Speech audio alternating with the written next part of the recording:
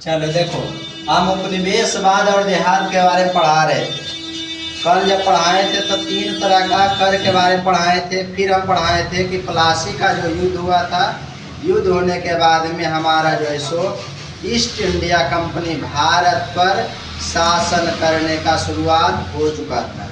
किसको? East India company को। ठीक है, कहा जाता है कि प्लासी का युद्ध के बाद में वह अधिपत्य करना क्या हो गया था, शुरुआत हो गया था। तो कहा जाता है बंगाल और अंग्रेजी शासन का क्या संबंध था। देखो, बंगाल में अंग्रेजी शासन, बंगाल में अंग्रेजी शासन का स्थापना होने के बाद में अंग्रेजों ने बंगाल का व्यवस्था को बदलने का प्रयास किया ताकि वह ठीक ढंग से शासन कर सके। पहले वाला जो व्यवस्था था उसको हटाने का काम किया और एक नया व्यवस्था करने का काम किया। यहाँ तक कोई दिक्कत नहीं है। और बंगाल शासन का शुरुआत जो है सो अंग्रेजी शासन का शुरुआत के समय, अंग्रेजी शासन के शुरुआत के समय बंगाल में गांव का अर्थव्यवस्था की कमी से, कहते हैं जो भी व्यक्ति जूझ रहा था उसको कैसे करके क्या किया जाए और ज़्यादा उसको ढकेला जाए, क्योंकि उसको क्या चाहिए था, टैक्स चाहिए था। उसको ज़्यादा से ज़्यादा हमको इनकम चाहिए था और उसका कुछ व्यवस्था यह नहीं था कि हमारा भारत को पूरी तरह से सुधार करने का काम करना है। अगला बात था कि कहा जाता है परंतु यह कृषि व्यवस्था में अनेकों समस्या और संसाधनों से कमी की जूझ रही थी। हमारा बंगाल के लोग जो थे वह मुख्य रूप से उनका जो व्यवसाय था वह एग्रीकल्चर था, कृषि व्यवस्था था। और कृषि व्यवस्था से अनेकों समस्याओं और संसाधन की कमी से जूझ रही थी। अंग्रेजों को एहसास हुआ कि यह व्यवस्था को सुधारने के लिए कृषि में निवेश बढ़ाने का जरूरत है। अगर हम कृषि में निवेश नहीं करेंगे, अगर कृषि में नहीं देंगे तो उपज नहीं होगा, अगर उपज नहीं होगा तो टैक्स कैसे लेंगे। इसलिए क्या किया, वह टैक्स को बढ़ाने के लिए, कृषि में निवेश करने के लिए वह विचार किया, सोचा और कृषि में बहुत सारा निवेश करने का भी काम किया। कृषि में निवेश बढ़ाने के लिए अंग्रेजों ने कहते एक व्यवस्था बनाई जिसका नाम कहा जाता है इस्तिमरारी बंदोबस्त। हम कल पढ़ाए थे इस्तिमरारी बंदोबस्त। यह जो व्यवस्था था इस्तिमरारी बंदोबस्त के तहत में कृषि में जो सो क्या किया जाएगा, बढ़ाने का काम किया जाएगा संसाधन को। और यह व्यवस्था जो भी पुराने शासन था, सभी शक्तिशाली लोग जो नवाब थे, पुराने राजा थे, साहूकार थे और जमींदार को नियुक्त किया करते थे, मतलब उसी के द्वारा क्या करते थे, रिप्रेजेंट करने का काम करते थे।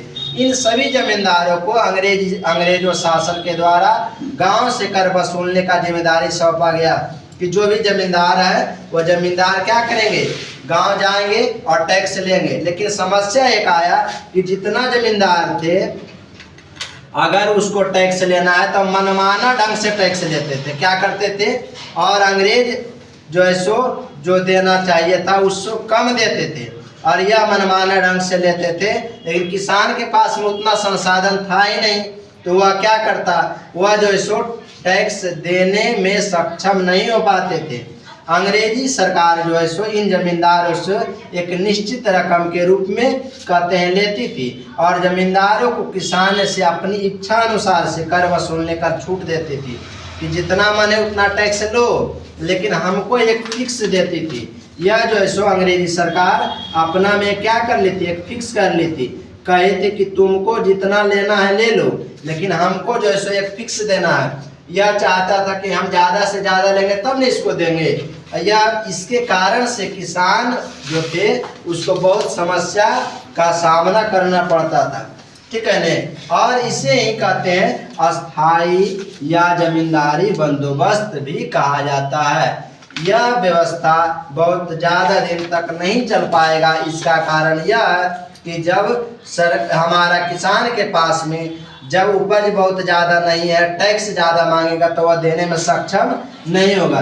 इसलिए यह अस्थाई या जमींदारी बंदोबस्त चलेगा नहीं, ठीक है। यहाँ तक समझे बच्चा, ठीक सर। अब देखो, जमींदार कहते हैं, जमींदार जो है सो मालिक, जमीन के मालिक नहीं हुआ करते थे। जमींदार जमीन के मालिक नहीं हुआ करते थे, बल्कि वह अंग्रेजी शासन के लिए कर वसूलने का खाली काम करते थे। जमींदार जो है सो जमीन का मालिक नहीं हुआ करते थे, खाली कर वसूलने का कार्य किया जा करते थे। और अंग्रेजों शासन को आशा थी कि इस व्यवस्था के कारण से कृषि निवेश बढ़ेगा और ग्रामीण अर्थव्यवस्था में क्या होगा, धीरे धीरे सुधार होगा। इकोनॉमिक का मतलब होता है जैसे हमारा जो जमीन का उपज है वह धीरे धीरे क्या करेगा, ग्रो करेगा। अगर यह ग्रो करेगा तो एग्रीकल्चर जो है सो और ज़्यादा बढ़ेगा, किसान का उत्पादकता और ज़्यादा बढ़ेगी, मतलब धीरे धीरे हमारा अर्थव्यवस्था का क्या होगा, विकास होगा। परंतु ऐसा नहीं हुआ, क्योंकि जमींदारों को किसानों से कर वसूलने में अनेकों समस्याओं का सामना करना पड़ा, जिस वजह से वह अंग्रेजी शासन को ठीक समय पर कर नहीं दे सकते थे। क्यों नहीं दे सकते थे? इसीलिए क्योंकि उनको उपज होता नहीं था और इसका क्या था कि टैक्स बहुत ज्यादा था। तो कैसे देते? वह दे नहीं सकते थे, वह व्यवस्था बहुत ज्यादा दिन तक चलेगा नहीं। जमींदार ठीक समय पर वह राजस्व क्यों नहीं दे पाते थे? देखो अब यहाँ पे एक प्रश्न आता है कि जमींदार ठीक समय पर राजस्व क्यों नहीं दे पाते थे, क्या कारण था? इसको समझिएगा बात को, प्रश्न पूछता है, ठीक है ने। कहा जाता है शुरू में कुछ वर्षों में यह व्यवस्था ठीक प्रकार से नहीं चली, परंतु धीरे धीरे व्यवस्था में समस्याएं उत्पन्न होने लगी और जमींदारों एवं किसानों दोनों को शोषण होने लगा। ऐसे करते होने के अनेक कारण थे, क्योंकि देखो समझना बात को, हम बताएं यहाँ पे समझिएगा। अंग्रेजी सरकार तो यह इसको फिक्स कर दी थी, लेकिन यहाँ पे जमींदार जो थे वह जमींदार क्या करते थे, किसान से ज़्यादा लेते थे ताकि इनको भी रखना है और सरकार अंग्रेजी सरकार को भी देना। इधर ध्यान दो, ठीक है ने। तो ये अंग्रेजी सरकार को भी क्या करना है, देना था। तो ये अंग्रेजी सरकार को देना था। तो मान लिया जाए यह जो जमींदार है, जमींदार को फिक्स किया गया 15% देना है। तो यह लेने का काम कितना करेगा, कभी 25 लेगा, कभी 35 ले लेगा। और इसका जो उपज है यह किसान का तो फिक्स है, तो यह उपज तो फिक्स है, लेकिन यह जो जमींदार है यह तो ज़्यादा ले रहा है और इसको देना है, तो यह व्यवस्था चलेगा नहीं चलेगा। तो यह किसान अगर जमींदार को नहीं देगा तो जमींदार कहाँ से देगा? वही हम बता रहे हैं कि जमींदार ठीक समय पर राजस्व क्यों नहीं दे पाते थे, क्या कारण था? तो शुरू में कहते कुछ वर्षों में व्यवस्था ठीक प्रकार नहीं चली, परंतु धीरे धीरे यह व्यवस्था में समस्या उत्पन्न होने लगी। और समस्या किसके किसके बीच में? जमींदार और किसान दोनों का शोषण होने लगा। शोषण होना क्या हो गया, शुरू हो गया। जमींदारों की लापरवाही, क्या कारण था कि जमींदारों का लापरवाही हुआ? इस्तेमारी बंदोबस्त के लागू होने के बाद एक लंबे समय तक जमींदारों ने इसे कहते गंभीर रूप से नहीं लिया। इस्तेमारी बंदोबस्त जो व्यवस्था था लागू होने के बाद में जब लंबा समय तक चला तो जमींदारों ने इसे गंभीर रूप में नहीं लिया, जिस वजह से कहते जमींदारों पर बकाया राजस्व क्या हो गया, बढ़ता गया। और अंग्रेजी सरकार का कहना था कि तुम लो चाहे नहीं लो, हमको पैसा टैक्स दो, तुमको देना पड़ेगा, तुमको मजबूरी है, ठीक है ने। अब बकाया राजस्व बढ़ता गया और कहते हैं एक समय के बाद में उनके लिए राजस्व चुकाना लगभग नामुमकिन हो गया था। बहुत ज़्यादा जब हो गया तो एक समस्या आ गया कि अब क्या किया जाए।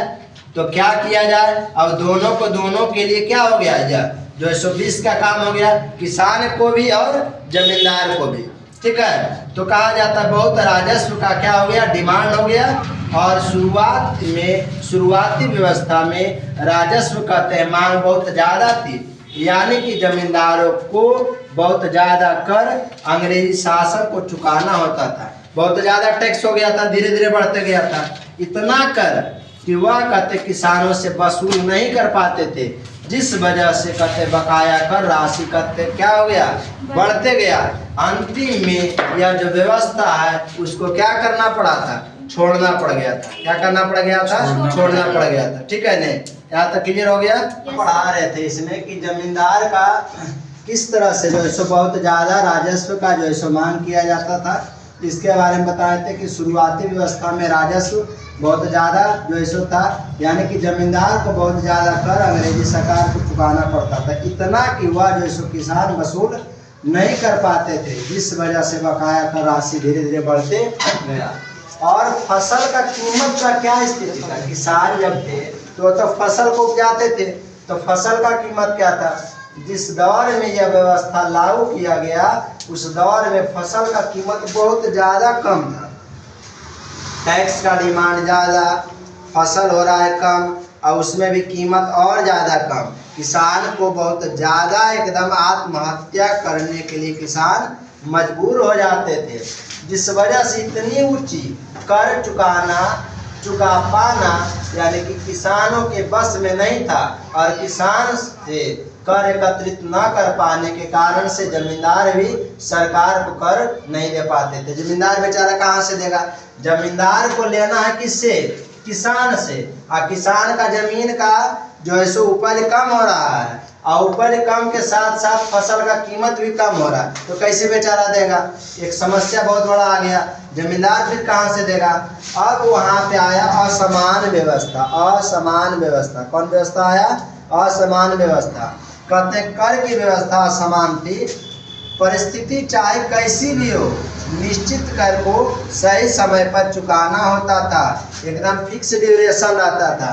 और इसमें क्या है, बेचारा किसान को कभी आंधी आया, कभी तूफान आया, कभी अंधड़ आया, कभी वर्षा ज़्यादा हो गया, तब फसल पूरा का पूरा जो है सो चौपट हो गया। उससे कोई भी मतलब नहीं था, ठीक है। पूरा का पूरा जो है परिस्थिति चाहे कैसी भी हो, निश्चित कर को सही समय पर चुकाना होता था। और कई बार अच्छी फसल ना होने के कारण से किसान जमींदारों को कर नहीं दे पाते थे, परंतु जमींदारों को इस स्थिति में कोई छूट नहीं दिया जाता था। इतना बड़ा समस्या किसान के साथ था कि बता नहीं सकते थे। जमींदार को फिक्स कर और किसान को था किसी भी तरह से देना है। मारा कभी हो गया, कभी फसल नष्ट हो गया, कभी आंधी आ गया, कभी तूफान हो गया, लेकिन उसको निश्चित समय पर कर देना है तो देना है। इसके साथ साथ एक विधि भी लाया था जिसका नाम था सूर्यास्त विधि। सूर्यास्त विधि देखिए क्या था? यह विधि में यदि जमींदार निश्चित तिथि में सूर्यास्त होने तक अपना टैक्स को नहीं दे पाता है तो उसका जो टैक्स है, अगर मान लिया जाए उसका अगर टैक्स है तुम्हारा कै %? 30%। अगर सूर्य भगवान के अस्त होने से पहले नहीं दिया तो उसका कर हो जाएगा दुगना, यानी कि 60% अगला दिन लगेगा, ठीक है। यह कहते हैं कीमत क्या हो गया? दोगुना हो जाता था, ठीक है। यह कई स्थितियों में जमींदारों की संपत्ति का नीलाम भी कर दिया जाता था। अब बेचारा अगर नहीं दे पाता था तो जो जमींदार है उसका जो भी उसके पास में खेत है उसको क्या किया जाता था? नीलामी किया जाता था। सोच लीजिए कि किस तरह का जो है सो जुल्म किया जाता था अंग्रेजी सरकार का। अंग्रेजी सरकार इस प्रकार से हमारा किसान को जुल्म करने का काम करती थी, क्योंकि उस समय जो पूरा का पूरा व्यवस्था था हमारा ग्रामीण व्यवस्था था। पूरा का पूरा जो व्यवस्था था कैसा व्यवस्था था? ग्रामीण व्यवस्था था। और यह ग्रामीण व्यवस्था में इस तरह का जो कार्य करने का काम